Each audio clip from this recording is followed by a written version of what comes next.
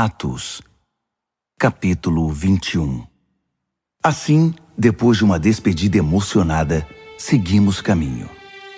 Rumamos para Cós e no dia seguinte alcançamos Rhodes e depois Pátara. Ali encontramos um navio que ia para a Fenícia, embarcamos e começamos a navegar. Chipre estava à nossa esquerda, mas logo não podia mais ser vista, pois mantivemos o curso para a Síria e finalmente atracamos no porto de Tiro.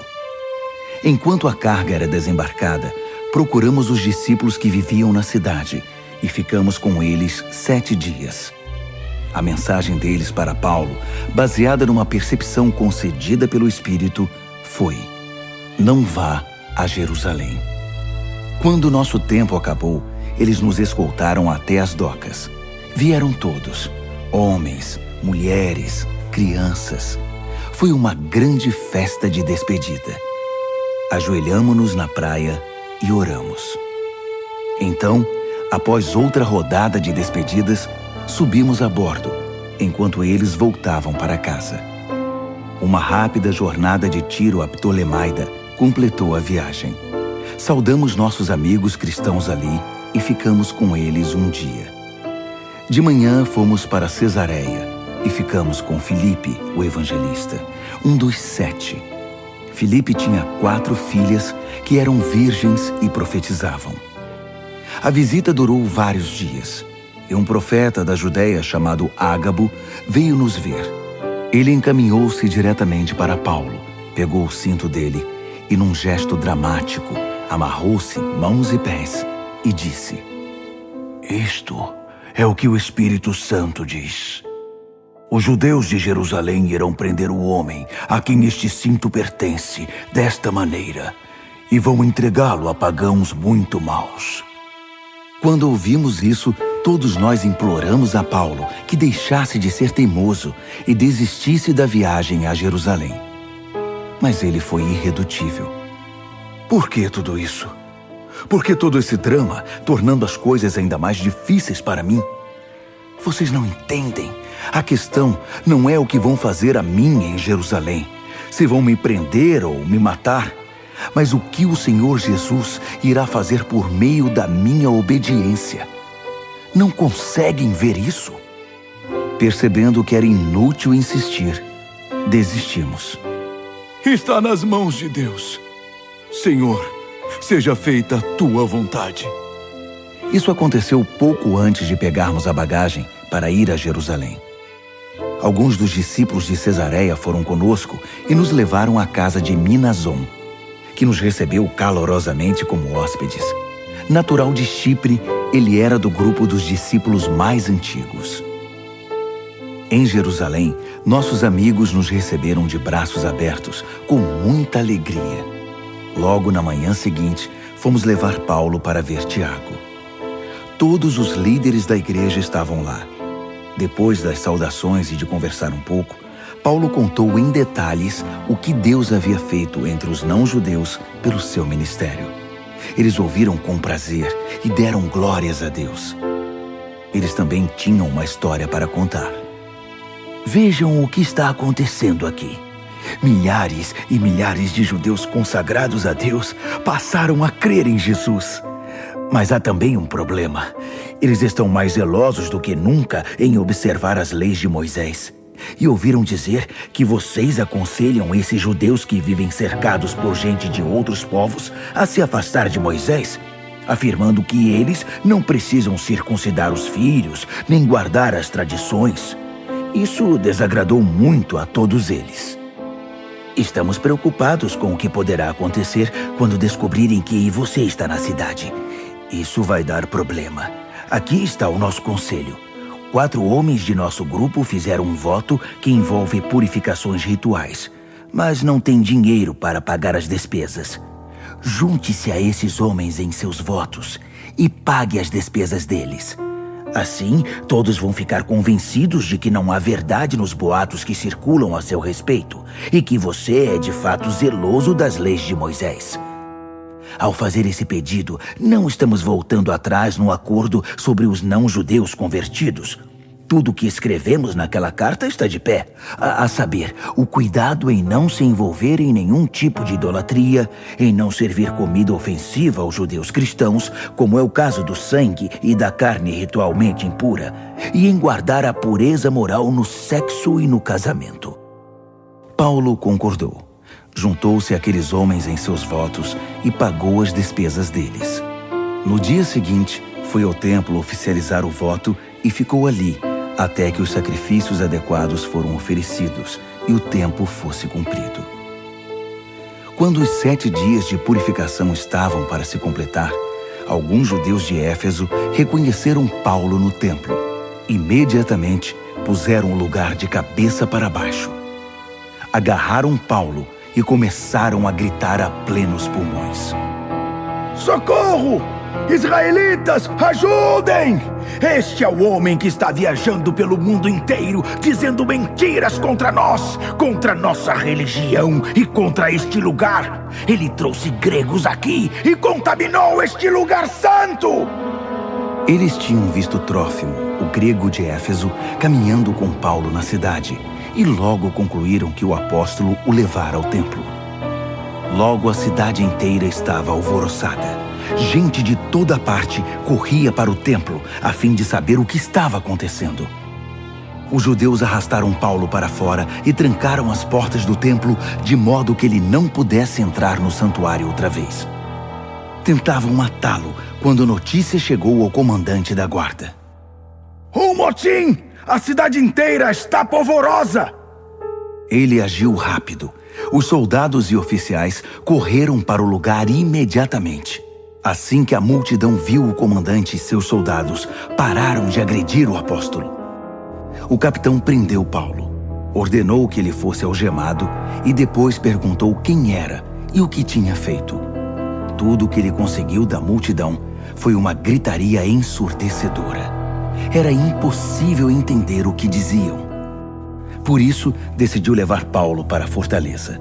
Mas ao chegar às escadarias do templo, a multidão se tornou tão violenta que os soldados tiveram de carregar o prisioneiro. Enquanto o transportavam, a multidão ia atrás dele gritando: Mata! Mata! Quando chegaram às escadas, antes de entrar, Paulo disse ao capitão: Posso falar uma coisa? Ele respondeu: Eu não sabia que você falava grego. Pensei que fosse o egípcio que há pouco tempo iniciou uma rebelião aqui e se escondeu no deserto com 4.000 bandidos. Paulo respondeu: Não, eu sou judeu nascido em Tarso. Ainda sou um cidadão daquela cidade influente e tenho um pedido simples. Permita que eu fale à multidão. Em pé na escada, Paulo virou-se e levantou os braços. A multidão silenciou quando ele começou a falar em hebraico. Atos, capítulo 22. Meus prezados irmãos e pais, ouçam com atenção o que eu vou dizer antes de tirarem conclusões a meu respeito. Quando eles o ouviram falar em hebraico, ficaram ainda mais quietos. Ninguém queria perder uma palavra. Ele prosseguiu: Sou um bom judeu, nascido em Tarso, na província da Cilícia, mas educado aqui em Jerusalém sob o olhar exigente do rabino Gamaliel, instruído com rigor em nossas tradições religiosas. Além disso, sempre me dediquei sinceramente a Deus até o dia de hoje. Eu perseguia qualquer um que tivesse ligação com o caminho. Agia com violência, disposto a matar por causa de Deus. Persegui homens e mulheres e lancei muita gente na prisão. Se tem alguma dúvida, perguntem ao sacerdote principal ou a qualquer membro do concílio. Eles me conhecem muito bem. Certa vez, fui até nossos irmãos de Damasco, munido de documentos oficiais que me autorizavam caçar os seguidores de Jesus que viviam lá, prendê-los e trazê-los de volta a Jerusalém para serem sentenciados. Quando eu me aproximava de Damasco, por volta do meio-dia, uma luz intensa brilhou do céu e caí ao chão confuso. Então, ouvi uma voz: Saulo, Saulo, por que você me persegue? Quem és, Senhor? Perguntei. Ele disse: Eu sou Jesus, o Nazareno, a quem você está perseguindo. Meus companheiros viram a luz, mas não ouviram a conversa. Então eu disse: Senhor, o que devo fazer? E ele disse: levante-se e vá a Damasco. Ali será dito tudo o que você deve fazer. Entramos em Damasco, mas não foi nada como eu tinha planejado. Eu estava cego e meus companheiros tiveram de me guiar pela mão. Encontrei-me com Ananias, homem de reputação excelente, observador das nossas leis. A comunidade judaica de Damasco pode confirmar. Ele me deu o maior apoio e disse: volte a ver. Olhei e logo eu estava olhando para ele. Eu estava enxergando outra vez. Ele disse: o Deus dos nossos antepassados escolheu você para ser parte do seu plano. Você acabou de ver o justo inocente e o ouviu falar. Você será uma testemunha muito importante do que viu e ouviu. Levante-se, seja batizado e purificado dos seus pecados e conheça a Deus pessoalmente. Pois bem, aconteceu tudo como Ananias disse. Mais tarde eu estava de volta a Jerusalém, orando um dia no templo, meio confuso na presença de Deus. E vi o justo inocente de Deus. Ele me disse: depressa, saia daqui o mais rápido que puder. Nenhum judeu em Jerusalém vai aceitar o que você diz a meu respeito. No início questionei: mas quem tem melhores credenciais? Todos sabem que eu era obcecado por caçar quem te seguisse. E eu os agredia nas sinagogas e os jogava na cadeia. E quando Estevão, tua testemunha, foi assassinado, eu estava lá, segurando a capa dos assassinos. Agora eles me veem como convertido. Quem melhor do que eu para falar agora? Mas ele disse: não discuta, vá. Eu o envio aos outros povos. Será uma longa jornada. O povo ouviu com atenção até esse ponto, mas perderam o controle e começaram a gritar: matem-no! Fora! Acabem com ele! Eles sacudiam os punhos e gritavam maldições. Foi quando o comandante interferiu e ordenou que Paulo fosse levado à fortaleza. Ficou chocado e decidiu interrogar Paulo sob tortura, para descobrir o que ele havia feito para provocar tanta violência. Enquanto o amarravam com tiras de couro, preparando-o para o açoitamento, Paulo perguntou ao centurião que assistia a tudo: não é ilegal torturar um cidadão romano sem um julgamento justo? Ao ouvir a pergunta, o centurião foi reclamar com o comandante da guarda. Você percebe o que fez? Este homem é cidadão romano. O comandante foi confirmar. O que eu vi é verdade? Você é cidadão romano? Paulo respondeu: claro que sim. O comandante ficou impressionado. Tive de pagar uma grande quantia de dinheiro pela minha cidadania. Quanto custou a você? Nada, disse Paulo. Não me custou nada. Sou cidadão desde que nasci. O interrogatório foi suspenso e o comandante ficou muito receoso.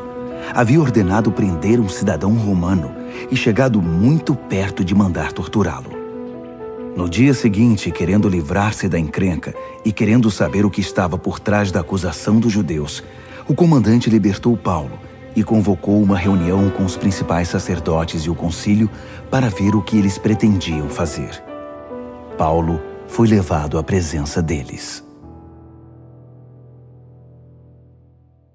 Atos, capítulo 23. Paulo encarou com firmeza os membros do concílio e disse: amigos, tenho vivido com a consciência limpa diante de Deus por toda a minha vida até este momento. A declaração irritou o sacerdote principal Ananias.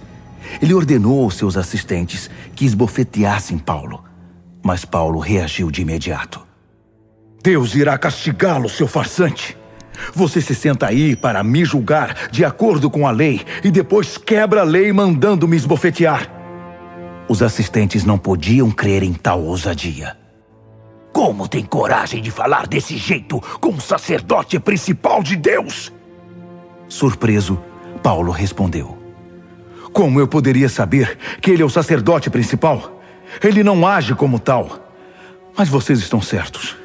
As Escrituras de fato dizem: não fale mal de seus governantes. Sinto muito. Sabendo que o concílio era constituído dos rivais, saduceus e fariseus, Paulo decidiu explorar o antagonismo deles. Amigos, sou fariseu convicto de uma longa linhagem de fariseus. E por causa das minhas convicções de fariseu, a esperança na ressurreição dos mortos é que fui trazido a este tribunal. Quando ele disse isso, o concílio se dividiu. Fariseus e saduceus passaram a se atacar uns aos outros com argumentos irados. Os saduceus não acreditam em ressurreição nem em anjos, nem mesmo em espíritos, mas os fariseus acreditam em tudo isso.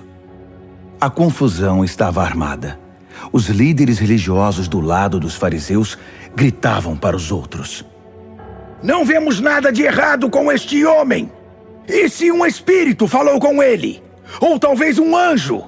E se estivermos lutando contra Deus? Foi como jogar lenha no fogo.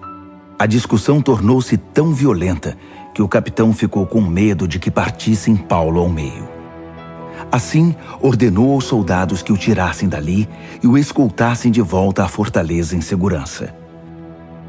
Naquela noite, o Senhor apareceu a Paulo e disse: tudo vai dar certo. Tudo vai acontecer para o melhor. Você tem sido minha boa testemunha aqui em Jerusalém. Agora será minha testemunha em Roma. No dia seguinte, os judeus tramaram um plano contra Paulo. Fizeram um juramento solene de que não iriam comer nem beber até que ele estivesse morto. O pacto de assassinato foi firmado por cerca de 40 judeus e apresentado aos principais sacerdotes e líderes religiosos. Nós nos comprometemos, por juramento solene, a não comer nada enquanto não matarmos Paulo. Mas precisamos da sua ajuda. Enviem uma petição ao concílio para que o comandante traga Paulo de volta, a fim de que vocês possam investigar melhor as acusações, e nós faremos o resto. Antes que ele chegue aqui, nós o mataremos. Vocês não serão envolvidos. No entanto, o sobrinho de Paulo, filho da irmã dele, ouviu-os planejar a emboscada. Correu à fortaleza e contou a Paulo, que chamou um dos centuriões e disse: leve este rapaz ao comandante da guarda. Ele tem algo importante a dizer. O centurião levou-o ao comandante e disse: o prisioneiro Paulo pediu-me que trouxesse este rapaz. Disse que ele tem algo urgente para dizer. O comandante tomou-o pelo braço e o levou para um lugar à parte. O que é? O que você tem a me dizer? Perguntou. O sobrinho de Paulo disse: os judeus estão tramando contra Paulo. Vão pedir que o Senhor leve Paulo ao concílio bem cedo, sob o pretexto de investigar melhor as acusações contra ele. Mas é uma armadilha para tirá-lo daqui. Eles vão matá-lo. Neste exato momento, mais de 40 homens estão preparando uma emboscada para ele. Todos fizeram um voto de não comer nem beber até que o matem. A emboscada está preparada. Tudo o que eles estão esperando é que o Senhor o envie. O comandante dispensou o sobrinho de Paulo com a seguinte advertência: não diga uma só palavra a ninguém sobre isso. Em seguida, chamou 2 centuriões e ordenou: peguem 200 soldados para ir imediatamente a Cesareia e também 70 cavaleiros e 200 lanceiros. Quero-os prontos para marchar às 9 horas da noite. Vocês vão precisar de 2 mulas para Paulo e a bagagem dele. Vamos levar esse homem são e salvo ao governador Félix. Depois, escreveu a seguinte carta: de Cláudio Lísias, ao muito honrado governador Félix. Saudações. Resgatei este homem de uma multidão judaica.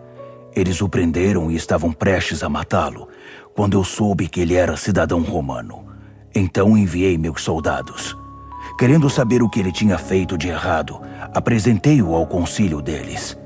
Descobri que o motivo eram diferenças religiosas entre eles, mas nem de longe algo que possa ser considerado crime.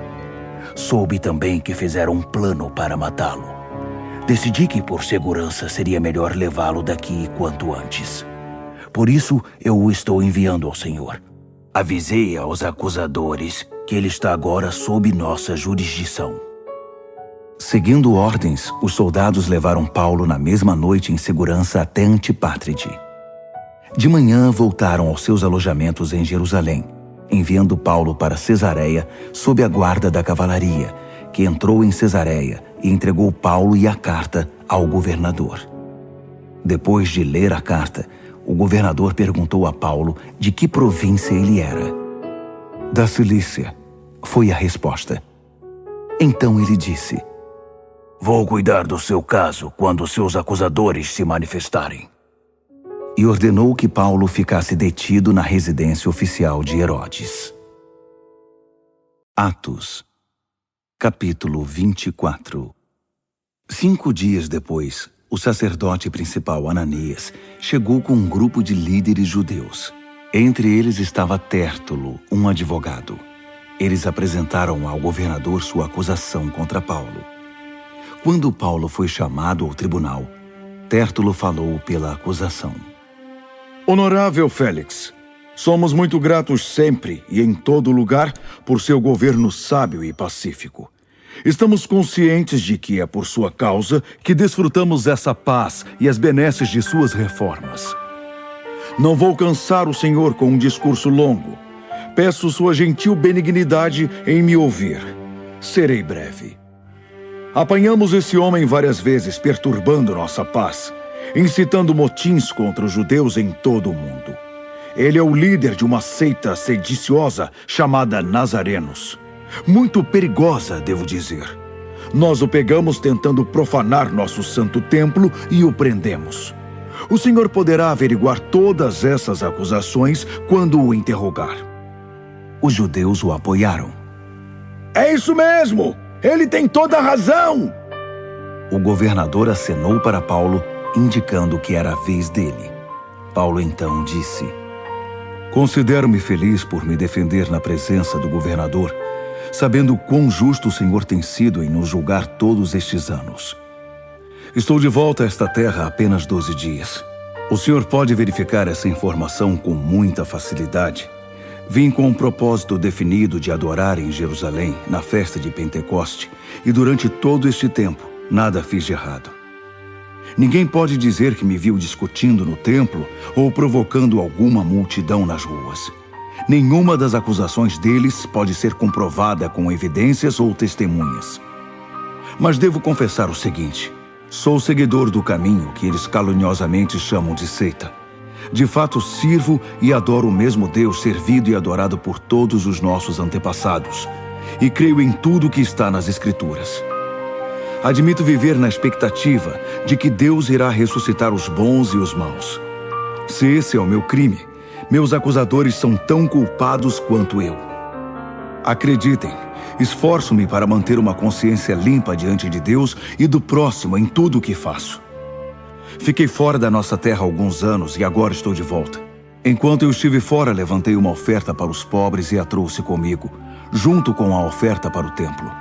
Foi enquanto eu fazia estas ofertas que eles me encontraram, durante minhas orações no templo. Tudo feito de modo correto. Não havia multidão nem baderna. Foram alguns judeus de Éfeso que começaram a confusão. E o senhor perceberá que eles não estão aqui hoje. São covardes demais para me acusar. Meus acusadores deveriam dizer em que crime me flagraram. Eles não podem se esconder atrás das palavras inócuas de Tértulo. A única coisa que eles têm contra mim é a declaração que fiz no concílio. É porque creio na ressurreição que fui trazido a este tribunal. Pergunto se isso parece ao Senhor um ato criminoso?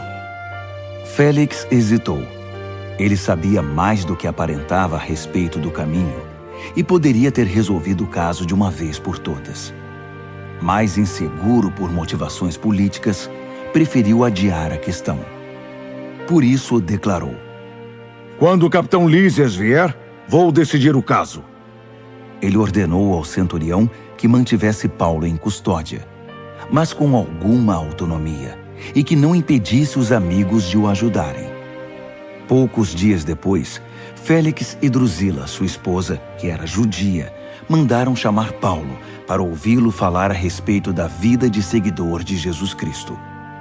Como Paulo insistia em relações justas com Deus e com seu povo, e falava sobre a vida de disciplina moral e o juízo futuro, Félix começou a achar a conversa desconfortável e o dispensou. Basta por hoje. Eu o chamarei quando for conveniente. Ele também esperava que Paulo, em segredo, lhe oferecesse algum suborno. Houve várias conversas entre eles. Depois de 2 anos, Félix foi substituído por Pórcio Festo. Também querendo agradar aos judeus e ignorando a justiça, Félix deixou Paulo na prisão.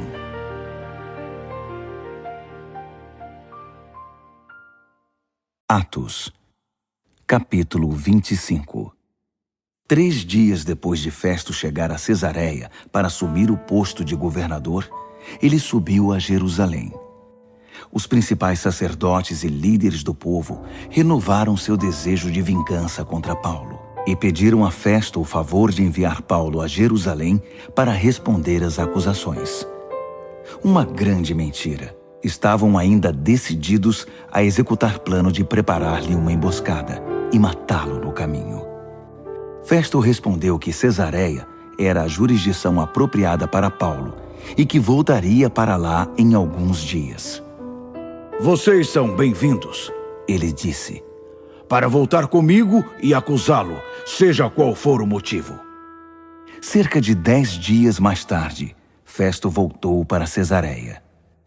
Na manhã seguinte, assumiu seu posto no tribunal e mandou trazer Paulo.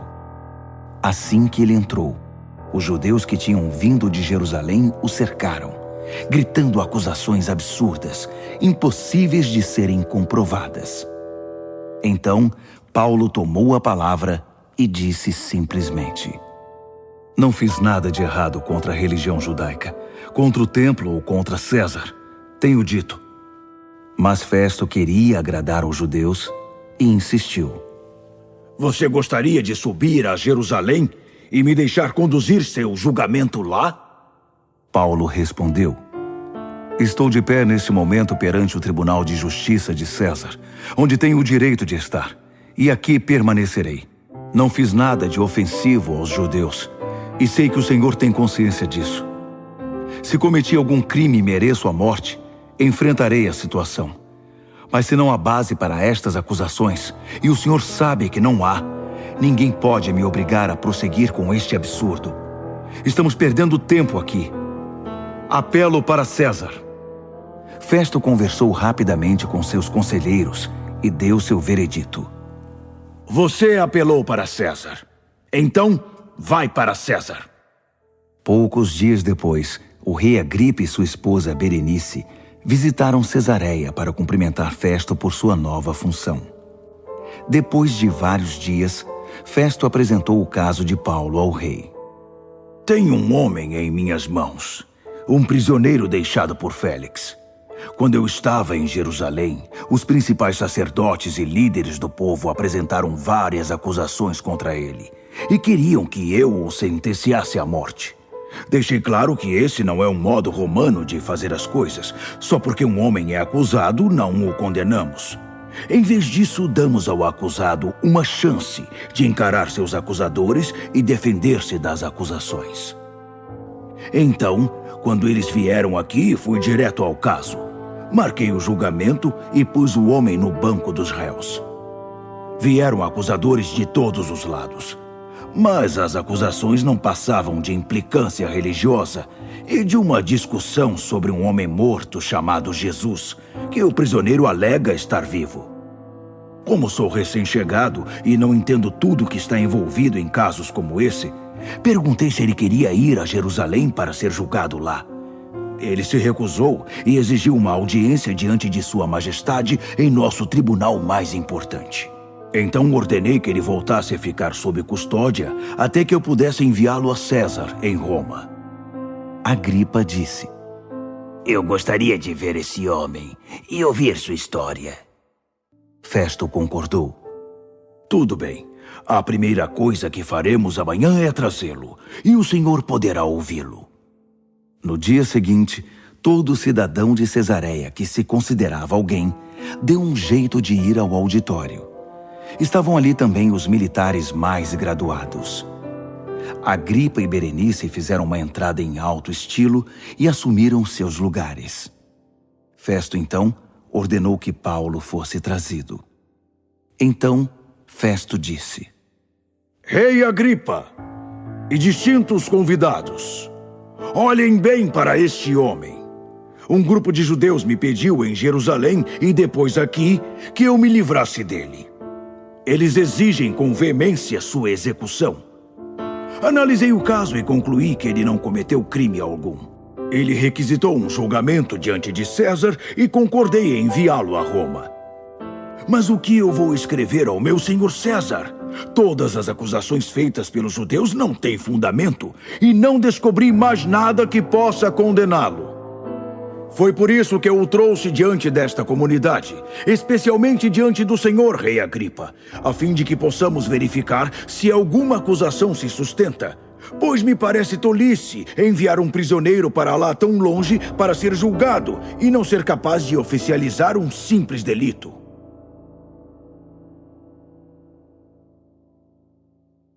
Atos, capítulo 26. Então Agripa falou diretamente a Paulo. Pode fazer sua defesa. Paulo tomou o lugar e começou a falar.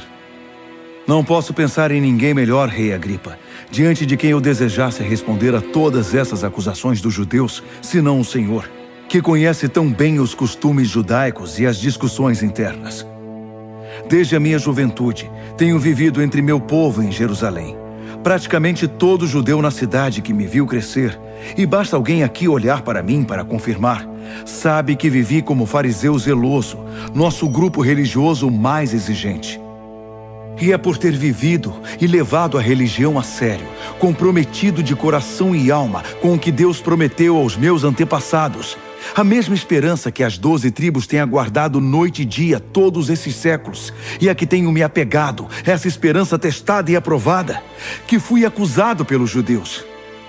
Eles deveriam estar sendo julgados, não eu.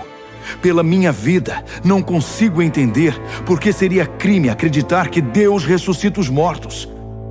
Admito que nem sempre tive esta convicção.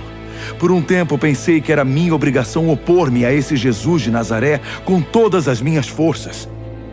Apoiado pela autoridade dos principais sacerdotes, a torto e a direito, lancei cristãos, sem saber que eram gente de Deus, na cadeia de Jerusalém. E sempre que havia uma decisão por voto, eu votava a favor da execução deles. Eu invadia as sinagogas, obrigando-os a blasfemar contra Jesus. Eu era um terror, obcecado em destruir esse povo. Depois comecei a fazer a mesma coisa nas cidades ao redor de Jerusalém. Um dia, no caminho para Damasco, munido de documentos dos principais sacerdotes que me autorizavam a agir, bem na metade do dia, um brilho, uma luz mais brilhante que o sol, veio do céu sobre mim e sobre meus companheiros. Oh, rei, o brilho era inacreditável. Todos nós caímos por terra. Então ouvi uma voz em hebraico. Saulo, Saulo, por que você está me perseguindo? Por que insiste em ir contra o aguilhão? Eu disse, quem és, Senhor? A voz respondeu, eu sou Jesus, aquele que você persegue. Mas agora levante-se, tenho uma missão para você. Eu o escolhi a dedo para ser um servo e testemunha do que aconteceu hoje e para o que eu vou mostrar. Eu o envio para abrir os olhos dos que não me conhecem. Assim eles verão a diferença entre a luz e a escuridão e poderão escolher a luz. Verão a diferença entre Deus e Satanás e poderão escolher a Deus. Eu o envio para apresentar minha oferta de perdão dos pecados e de um lugar na família da fé. Você irá convidá-los a fazer companhia aos que vivem de verdade porque creem em mim. O que eu poderia fazer, rei Agripa? Eu não poderia simplesmente fugir de uma visão como aquela. Passei a crer e a ser obediente na hora. E comecei a pregar lá mesmo em Damasco, uma mudança de vida radical para Deus e tudo o que ela significa na vida diária. Depois, fui para Jerusalém e para as outras partes da nossa terra, e de lá para o mundo inteiro. É porque falo ao mundo inteiro que os judeus me agarraram no templo naquele dia e tentaram me matar. Eles querem guardar Deus só para eles. Mas Deus esteve ao meu lado, como havia prometido. E digo agora o que tenho dito a todos. Tudo o que estou dizendo está de acordo com o que os profetas e Moisés disseram.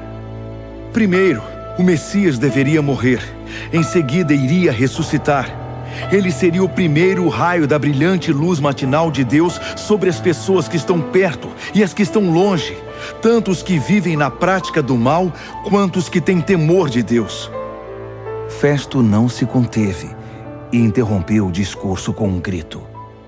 Paulo, você está louco! Você leu demais! Passou o tempo divagando demais! Volte para o mundo real! Mas Paulo ficou firme.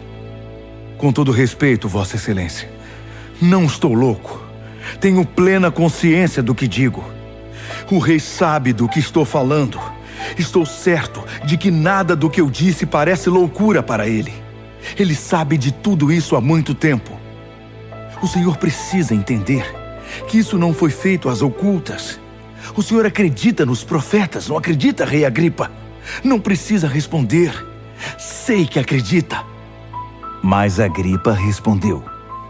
Um pouco mais e você vai fazer de mim um cristão. Paulo, ainda algemado, disse. É por isso que tenho orado, para que agora ou mais tarde, não apenas o Senhor, mas todos os que me ouvem aqui se tornem como eu, exceto, é claro, por estas algemas. O rei, o governador, Berenice e seus conselheiros levantaram-se e foram para a sala ao lado discutir a respeito do que ouviram. Todos concordaram quanto à inocência de Paulo, dizendo: Não há nada nesse homem que mereça a prisão, muito menos a morte. Agripa disse a Festo: Ele poderia ser liberto agora mesmo se não tivesse requisitado uma audiência perante César.